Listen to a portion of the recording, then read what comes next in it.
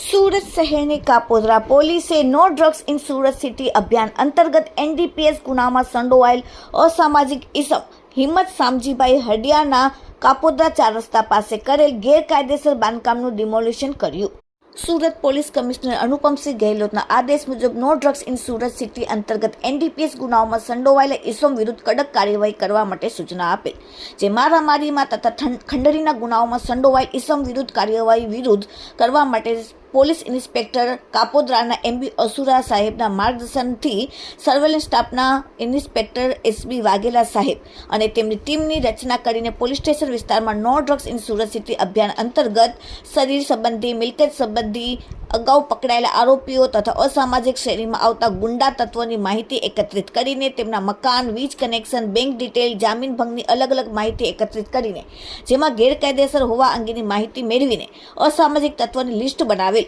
જેમાં સરકારની જગ્યામાં ગેરકાયદેસર રીતે બાંધકામ કરીને ગાંજો વેચતા તેવા અસામાજિક ઇસમ હિંમત સામજીભાઈ હડિયા રહેવાસી ભરવાડ ફળિયું પેથાભાઈ ભલાભાઈ ભડદિયારામના રૂમમાં ભાડેથી રૂમમાં કાપોદ્રા 4 રસ્તા સુરતવાળાને પોલીસે એનડીપીએસ એક્ટ મુજબ ગુનો રજીસ્ટર કરેલ અને હાલમાં 2 દિવસ અગાઉ